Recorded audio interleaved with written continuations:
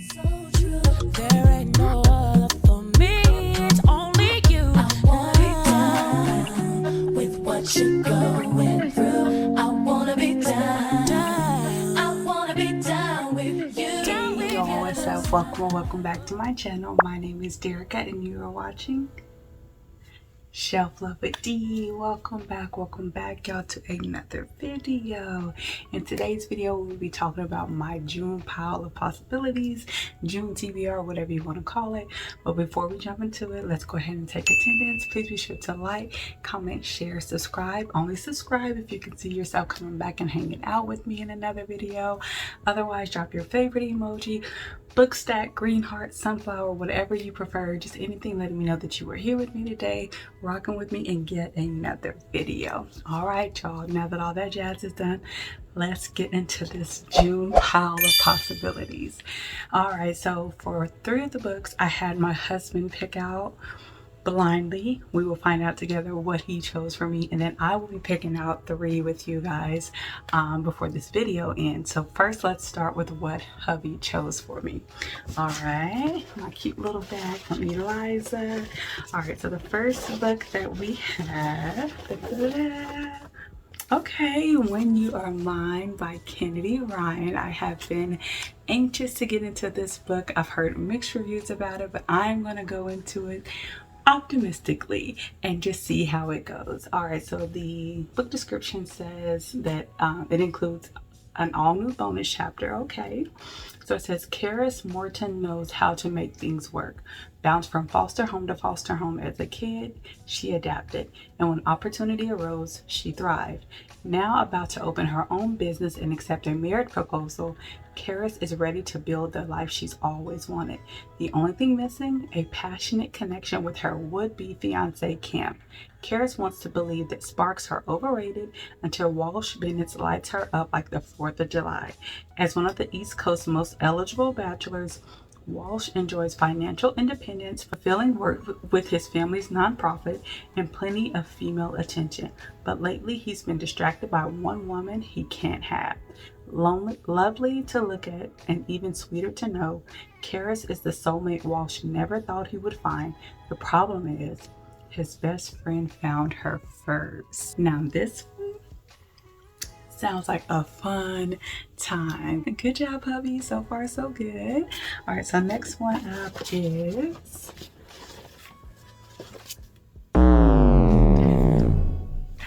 This Bitter Earth by Bernice L. McFadden. As y'all know, I've started this book and soft DNF'd it, so I'm not mad at it. Just a little disappointed because I wasn't ready to get back to this book, but I need to get back to this book. I need to go ahead and finish it. But I'm hoping I'm in a better space now to read this book. I wasn't really feeling it the first time around when I tried to buddy read it with Eliza, but we're gonna give this another chance this month and see how it goes. I won't be reading the book description since this is a book 2. Book 1 is Sugar. Love that book down, ate it up.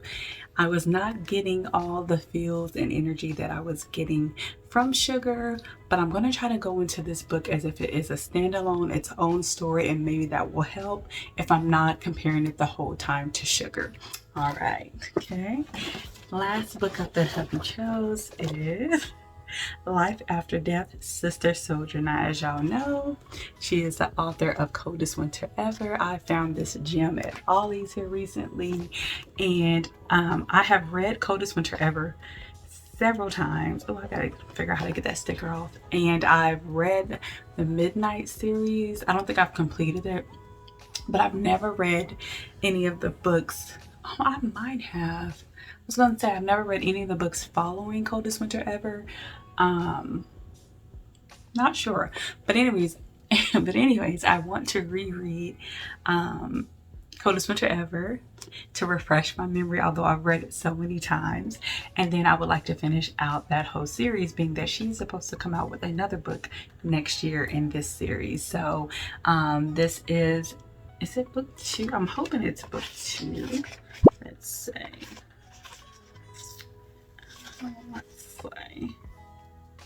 Okay, it says Coldest Winter Ever, a deeper love inside the Portia Santiago story. So I'm not sure. I'm hoping this is a book too. I'll have to look and I'll put it on the screen. But either way, I think summer will be perfect to restart the series from of the coldest winter ever, and include this one that my hubby picked as well, and just dive into that winter Santiago story, the Santiago family all over again, and see how I feel about the books following the coldest winter ever. All right, so those are the 3 books that my hubby picked out. Now I am going ahead. I'm gonna go ahead and look at my shelf and pick out some books that I would like to read. Um, yeah, let's see. I'm looking. I got some books up here too, so I'm looking to see what I feel like reading. I know I wanted like a 90s book. I'm like ready for some 90s vibes. So let's see. I'm going to take a look at this shelf and then I'll be back with you.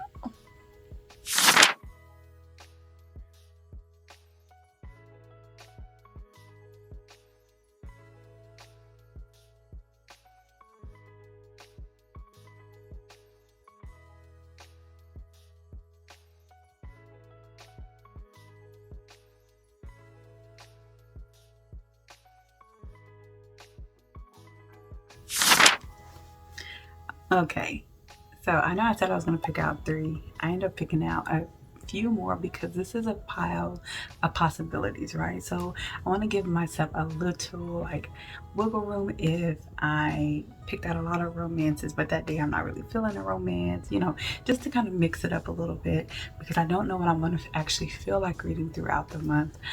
So I know I'm kind of setting the bar a little high as far as how many books I can actually get read this month, being that my reading has been a little on the slower side these past few weeks. Just really trying to just take my time with these stories and not get so caught up in the quantity versus like the quality, and really enjoying the books that I am reading.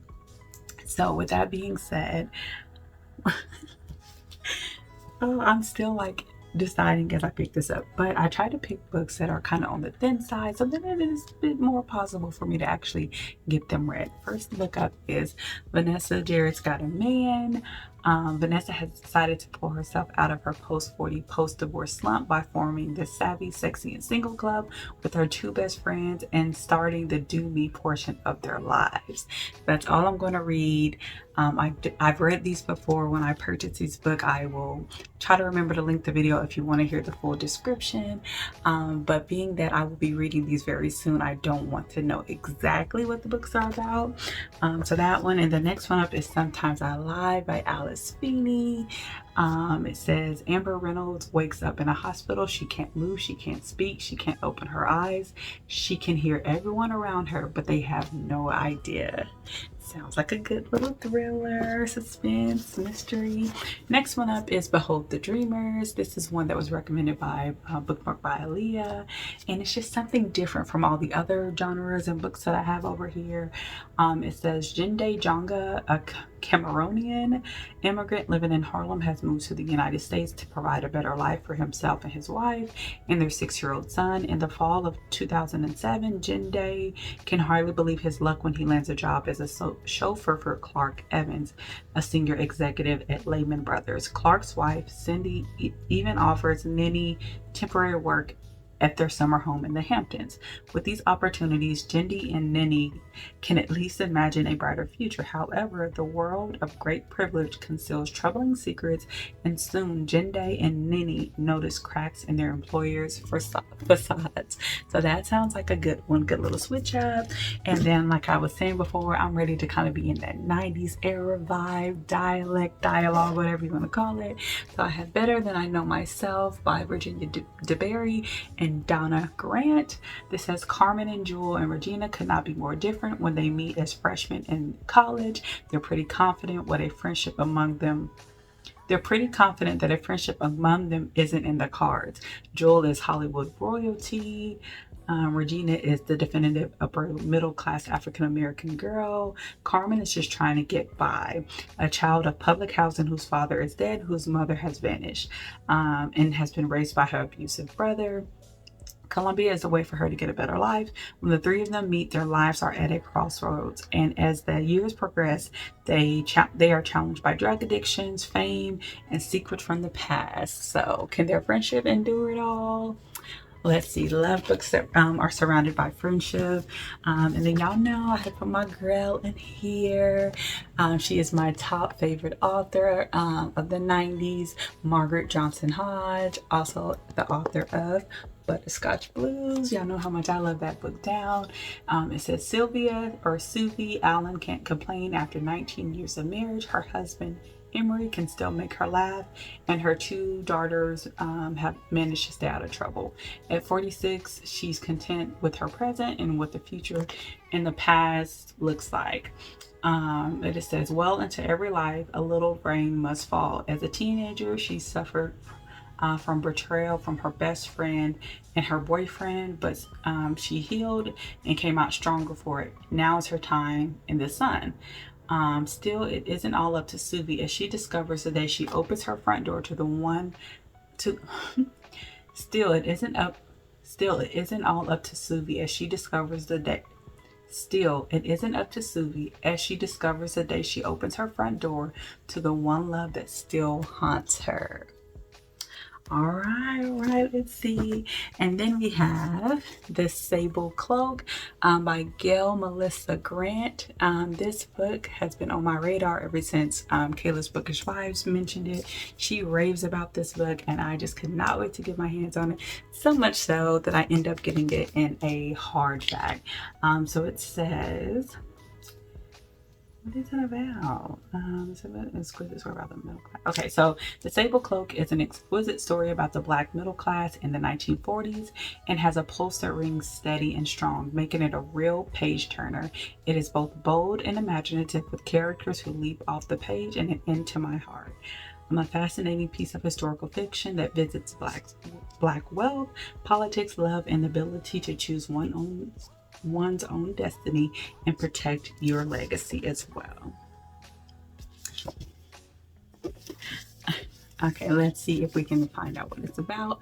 It says Jordan Sable, a prosperous undertaker turned political boss, has controlled the Black vote in St. Louis for decades. Sarah, his equally formidable wife, runs the renowned funeral establishment that put the Sable name on the map. Together in a true partnership built on trust, respect, and a shared vision for a better future, they have pushed through several obstacles in order to create a legacy for their children through a business that serves as a source of unity and stability for their friends and neighbors.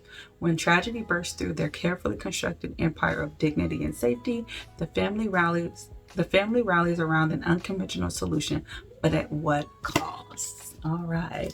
And then, just as a tiny possibility, I also have Pretty Girls by Karen Slaughter. The cover, the title has just reeled me in. It has been on my mind ever since the first time I saw it. It says it's been more than 20 years. Claire and Lydia since they last spoke. Claire is the trophy wife. Lydia is a single mother dating an ex-con, struggling to make ends meet, but neither have recovered from the disappearance of their sister Julia 2 decades earlier, and the shocking murder of Claire's husband brings the horror and heartbreak of the past roaring back into their lives.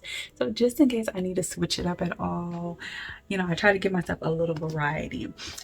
So following that, I do also have my oh Darnayas, what is your book called? Blending the Lines, Closing the Gap. I'm terrible. I'll put it on the screen. I am in Darnayas Doris's book club. She is over here on BookTube if you're not familiar with her, which by now you should be if you watch my channel. I talk about her all the time. That is my girl. But she has started an online book club, and our book of the month is Broken Clocks by Danielle Allen. I'm so geeked to read this book.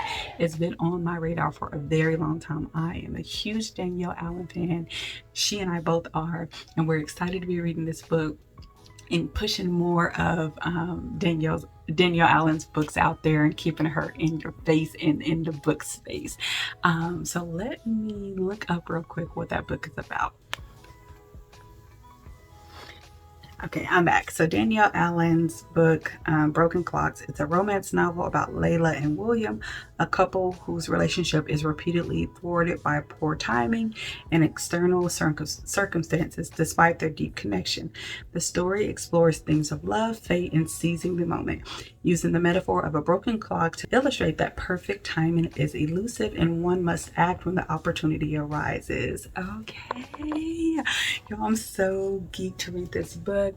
Love Danielle Allen, like I said, cannot say it enough, and I'm looking forward to just jumping into her back catalog. So happy we'll be reading that book.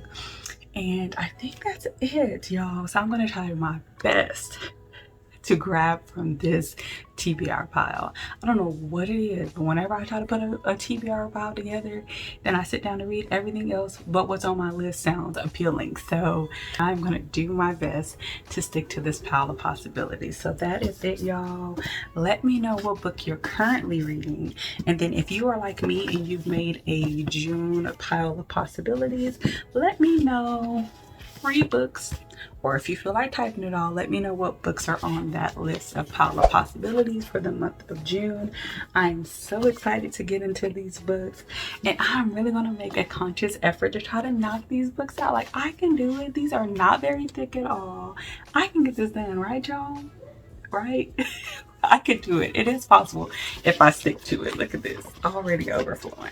But that's it, y'all, for today's video. Thank y'all so much for hanging with me. Like I said, let me know down in the comments too of the books that you are planning to read this June, or if you have more than 3 and you feel like typing it out, let me know that as well. But that's all for today, y'all. Take care of yourself. Enjoy reading. Enjoy reading. It is quality over quantity, and we just want to read good books and be able to sit down and talk about them. So that's it. Thank y'all for hanging with me, and until next time, don't forget to show yourself some love today.